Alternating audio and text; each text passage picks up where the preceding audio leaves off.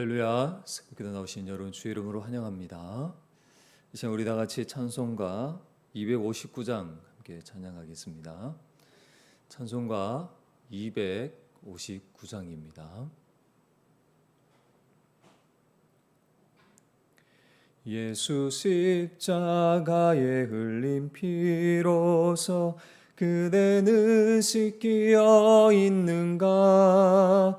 더러운 죄 희게 하는 능력을 그대는 참으지 않은가? 예수의 보혈로 그대는 씻기어 있는가? 마음속에 여러 가지 죄악이 깨끗이 씻기어 있는가? 주 예수와 밤낮으로 늘 함께 그대는 행동을 하는가? 아무 때나 어디서나 그대는 십자가 붙들고 있는가? 예수의 보혈로 그대는 씻기어 있는가?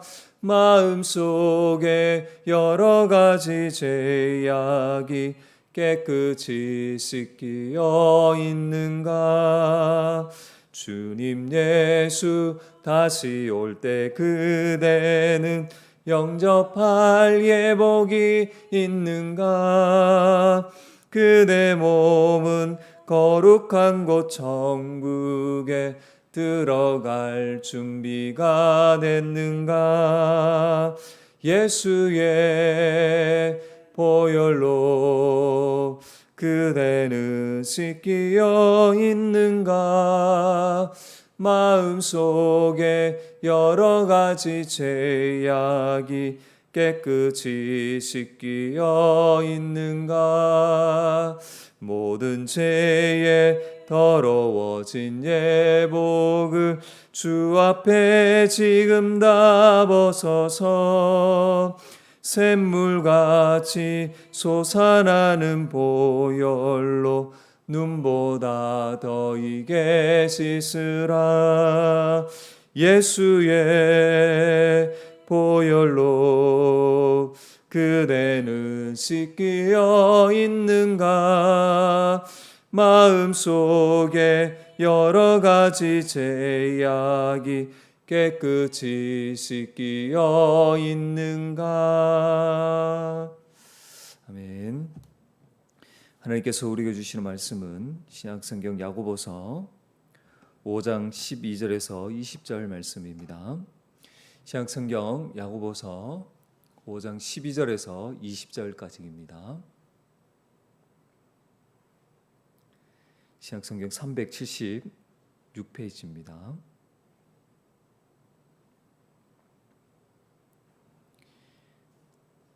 야고보서 5장 12절에서 20절입니다. 내 형제들아 무엇보다도 맹세하지 말지니 하늘로나 땅으로나 아무 다른 것으로도 맹세하지 말고 오직 너희가 그렇다고 생각하는 것은 그렇다고 하고 아니라고 생각하는 것은 아니라 하여 정죄받음을 면하라. 너희 중에 고난당하는 자가 있느냐? 그는 기도할 것이요 즐거워하는 자가 있느냐? 그는 찬송할지니라. 너희 중에 병든 자가 있느냐? 그는 교회 장로들을 청할 것이요 그들은 주의 이름으로 기름을 바르며 그를 위하여 기도할지니라. 믿음의 기도는 병든 자를 구원하리니 주께서 그를 일으키시리라. 혹시 죄를 범하였을지라도 사하심을 받으리라. 그러므로 너희 죄를 서로 고백하며 병이 낫기를 위하여 서로 기도하라. 의인의 간구는 역사하는 힘이 큼이니라. 엘리야는 우리와 성정이 같은 사람이로되 그가 비가 오지 않기를 간절히 기도한즉 3년 6개월 동안 땅에 비가 오지 아니하고 다시 기도하니 하늘이 비를 주고 땅이 열매를 맺었느니라. 내 형제들아 너희 중에 미혹되어 진리를 떠난 자를 누가 돌아서게 하면 너희가 알 것은 죄인을 미혹된 길에서 돌아서게 하는 자가 그의 영혼을 사망에서 구원할 것이며 허다한 죄를 덮을 것임이라. 아멘. 할렐루야. 오늘도 말씀으로 하루를 시작하게 하신 하나님께 감사와 영광을 올려드립니다. 사랑 여러분, 우리 주님 강림하신다는 약속을 믿고 이 종말을 대비하며 살아가는 자들이 되기를 소망합니다. 우리는 이 땅에 잠시 머물다가 가는 나그네와 같은 인생임을 알고 이 땅의 것을 추구하는 자가 아니라 하나님 아버지가 약속하신 영원한 하늘을 소망하며 하늘의 보물을 쌓는 인생이 되면 좋겠습니다. 이 땅에서 당하는 고난은 잠시지만 우리 주님 오심으로 우리가 누리게 될 그 영광은 말로 다 할 수 없습니다. 이것을 바라며 믿는 가운데 오래 참고 또 이 혀를 잘 다스리는 그런 저와 여러분이 되시기를 주의 이름으로 간절히 부탁을 드리겠습니다. 오늘 우리는 이 한 주간 이 5장 12절부터 20절까지 나눴던 말씀을 가지고 구체적으로 우리에게 적용해 보길 원합니다. 주 안에 사는 여러분, 지금 당하는 고난을 회피하고 자신의 욕심을 따라 맹세한 적은 없습니까? 또 맹세로 진실하다는 것을 증명하려고 하고 있지는 않는지요? 헛된 맹세는 자신을 속이는 것이고 나아가서 서로 한 몸을 이룬 지체들의 관계를 깨뜨리는 죄입니다. 만약 맹세하지 않고 사람들이 신뢰하지 않는다면 그만큼 말해서 진실하지 못하다는 거예요. 진리의 말씀으로 거듭나 새 마음을 가진 성도에게 헛된 맹세는 참으로 부끄러운 것입니다. 사도 바울은 무릇 더러운 말은 입 밖에도 내지 말고 오직 덕을 세우는데 소용되는 대로 선한 말을 하여 듣는 자들에게 은혜를 끼치라 이렇게 권면했습니다. 임시 방편으로 거짓 맹세하는 것은 서로 덕을 세워가야 할 성도의 의무를 저버리는 것입니다. 다음으로 고난 중에 하나님께 기도하기보다 자신의 상황을 탓하며 원망과 불평을 쏟아내면서 여러분 우리가 이것을 너무나 당연하게 생각하고 있지는 않는지 다시 한번 돌아보길 원합니다. 사는 여러분, 원망 불평하는 것은 그냥 그것으로 그치는 것이 아닙니다. 고난 중에도 우리와 함께 하시며 은혜를 베푸시는 하나님을 신뢰하지 못하는 거예요. 야고보는 지혜가 부족한 자는 후히 주시고 꾸짖지 아니하시는 하나님께 구하라고 했습니다. 그리하면 주신다 이렇게 하나님 분명히 말씀하시죠. 사는 여러분, 하나님 아버지는 우리가 감당치 못할 고난을 주시지 않는다고 말씀합니다. 혹시라도 마음이 굳건하여 흔들리고 있다면 우리는 다시금 이 약속의 말씀을 붙들어야 하는 거예요. 또한 여러분 교회 안에 병든 자가 있다면 하나님께서 치료해 주실 것을 믿음으로 우리는 기도해야 합니다. 기도하면서도 주님께서 고쳐주실까 그렇게 의심하지 않도록 우리는 경계해야 합니다. 여러분 의인의 간구는 역사하는 힘이 크다고 했습니다. 의롭다함을 얻은 성도가 주님의 그 능력을 믿음으로 기도할 때에 하나님께서 병든 자를 일으켜 주실 것입니다.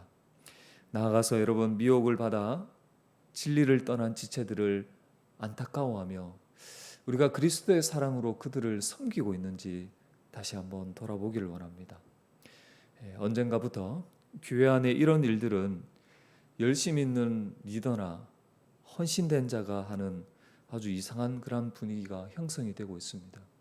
그러나 여러분 진리에서 떠난 자를 돌이키는 것은 특정한 어떤 성도에게 주어진 일이 아닙니다. 교회 전체가 그 지체를 국리를 여기며 말씀으로 권하며 붙들어 주어야 하는 것이죠. 미혹되어 말씀을 떠나 세상을 향하는 자는 여러분 영적으로 거의 죽은 것 같은 그런 상태에 있음을 우리는 기억해야 합니다. 그렇게 그냥 두면 마음이 더 굳어져서 말씀으로부터 점점 멀어질 것은 불보듯 뻔한 것이죠. 그렇게 되면 여러분 그 사람의 문제로 끝나지 않고 공동체 전체에 영향을 미치게 됩니다. 여러분, 적당한 관계를 유지하며 다른 형제가 신앙생활 어떻게 하든 무관심하다면 우리가 어찌 한 몸의 지체다 이렇게 말할 수가 있겠습니까? 여러분, 그럼 구체적으로 어떻게 살아가야 할까요?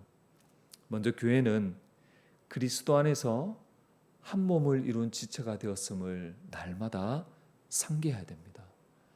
주 안에 사는 여러분, 성도는 예수 그리스도 안에서 죄로 인해 서로 미워하고 질투하며 반목하며 살던 그 옛 존재는 이제 죽었습니다.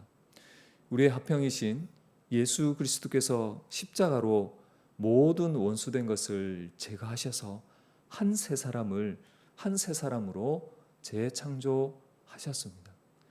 에베소서 2장 15절에 보면 이 둘로 자기 안에서 한 새 사람을 지어 화평하게 하셨다 말씀합니다.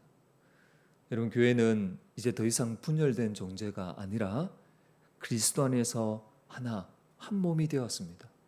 어떤 경우도 나뉘지 못하는 한 몸의 지체가 된 것이죠. 하나님을 아버지라 부르는 한 가족이 되었습니다. 이것이 진리의 말씀으로 거듭난 하나님의 백성인 교회의 정체성인 것입니다. 그리고 예수 믿는 우리가 교회라는 것을 알 때에, 그리스도 안에서 한 몸, 한 가족이라는 것을 알 때에 우리는 그 교회의 정체성에 걸맞게 살아갈 수가 있는 것입니다. 주 안에 사는 여러분, 우리가 서로 지체된 것을 알 때에 어느 누가 거짓말을 말하며 맹세를 함부로 할 수 있겠습니까? 형제 가운데 병으로 고통당할 때 어떻게 간절히 기도하지 않겠습니까? 미혹받아 진리에서 떠나 자기 욕심대로 행하는 지체를 그냥 둘 수 있겠냐는 거예요. 사랑하는 여러분, 한 지체가 고통을 받으면 모든 지체가 고통을 받는 거예요.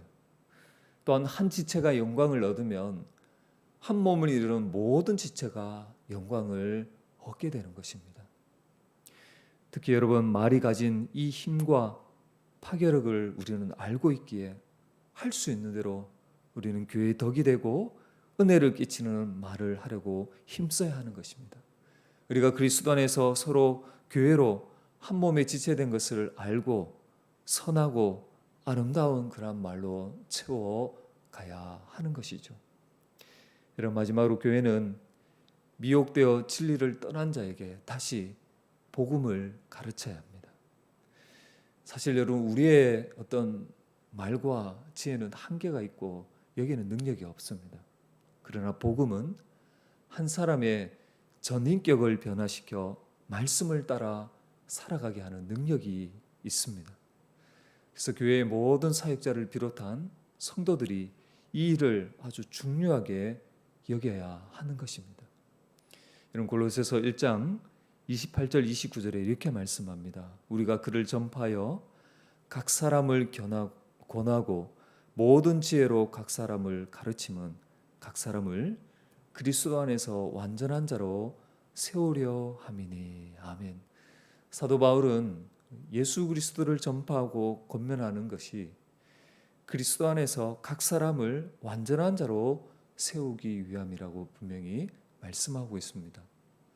지금 거짓된 가르침을 따라 세상을 향하고 있을지라도 복음이 그를 변화시켜서 그리스도를 닮은 성숙한 자로 변화시킬 것을 기대하며 우리도 바울처럼 말씀으로 그 지체를 섬겨야 하는 것입니다. 먼저 우리가 이 그리스도의 말씀의 풍성한 은혜를 누리며 날마다 굳건히 서야 합니다. 우리가 먼저 이 말씀의 은혜 가운데 굳건히 설 때에 미혹된 그런 지체들을 다시 가르치며 권면할 수가 있는 것입니다. 그렇게 할 때 주께서 은혜를 베푸셔서 그의 허다한 죄를 덮어주시는 것이죠. 골로새서 3장 16절에도 말씀합니다. 그리스도의 말씀이 너희 속에 풍성히 거하여 모든 지혜로 피차 가르치며 권하고. 여러분, 이렇게 우리가 그리스도의 말씀으로 하나님이 주신 지혜를 따라 서로 피차 가르치며 권할 때에 교회는 더 온전해지며 그리스도의 장성한 분량에 이르도록 자라가게 될 것입니다. 여러분, 우리가 부족하지만 최선을 다해 복음을 가르칠 때에 말을 회복한 자의 다움이 드러나게 되고 주께서도 기뻐하실 것입니다.